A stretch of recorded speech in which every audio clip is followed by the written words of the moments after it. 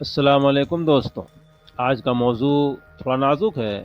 جب کسی ماں کا ننھا بچہ دنیا سے چلا جائے تو یہ غم پہاڑ سے بھی بھاری لگتا ہے، لیکن اسلام ہمیں صبر، دعا اور اللہ کی رحمت پر یقین رکھنے کا درس دیتا ہے۔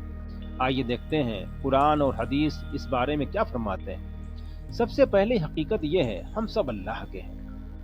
اللہ تعالیٰ فرماتے ہیں، انا للہ و انا الیہ راجعون، بے شک ہم اللہ کے ہیں اور بے شک ہم اسی کی طرف لوٹنے والے ہیں۔ یہ کلمات مصیبت کے وقت پڑھنے والے کو اللہ تعالیٰ تسلی اور صبر عطا کرتے ہیں۔ صبر کرنے والوں کا انعام بہت بڑا ہے۔ اللہ تعالیٰ قرآن میں فرماتے ہیں، وبشر الصابرین الذین اذا اصابتهم مصیبۃ قالوا انا للہ وانا الیہ راجعون اولئک علیہم صلوات من ربہم ورحمہ واولئک هم المہتدون۔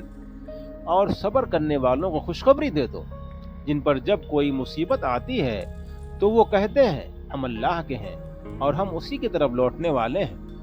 یہی وہ لوگ ہیں جن پہ ان کے رب کی رحمت اور برکت ہے، اور یہی لوگ ہدایت یافتہ ہیں۔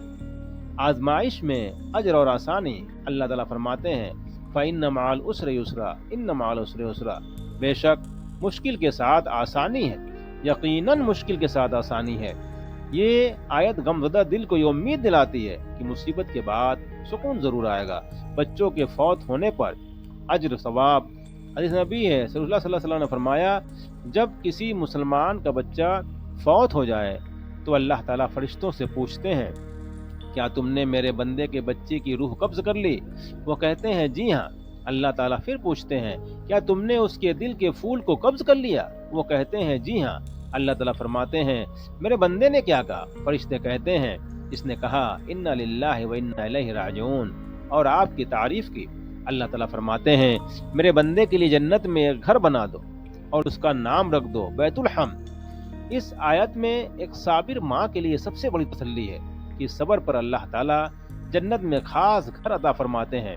قیامت کے دن یہی بچے ماں باپ کی شفاعت کریں گے۔ رسول اللہ صلی اللہ علیہ وسلم نے فرمایا، مسلمان کا بچہ جب فوت ہوتا ہے تو وہ قیامت کے دن اپنے والدین کو جنت میں لے جائے گا، لے جانے کا ذریعہ بنے گا۔ یہ ماں کے لیے امید کا پیغام ہے کہ اس کی بچی اس کے لیے جنت کا وسیلہ بن سکتی ہے۔ عمل کے راستے، روزانہ انا للہ و انا الیہ راجعون اور اللہم اغفر لہا وارحمنا پڑھیں، بچی کے نام پر صدقہ کریں، ہر حال میں اللہ کی رضا کو قبول کریں تاکہ غم اجر میں بدل جائے۔ اللہ تعالیٰ کی رحمت بہت وسیع ہے۔ نبی کریم صلی اللہ علیہ وسلم نے فرمایا، جب اللہ تعالیٰ مومن بندے کو آزمائش دیتا ہے اور وہ صبر کرتا ہے تو اللہ تعالیٰ اس کے گناہ ایسے مٹا دیتا ہے جیسے درخت کے پتے جھڑتے ہیں۔ پیارے دوستوں، ایک ماں کے لیے بچی کا بچھڑ جانا سب سے بڑا غم ہے، لیکن قرآن اور حدیث ہمیں یقین دلاتے ہیں کہ یہ صبر صرف غم نہیں بلکہ آخرت میں جنت کے دروازے کھولنے کا ذریعہ ہے۔ ہم یہ دعا کرتے ہیں کہ اللہ تعالیٰ اس معصوم بچی کو جنت الفردوس میں جگہ دے اور اس کی ماں کو صبر اور سکون عطا فرمائے۔ آمین۔ اللہ حافظ۔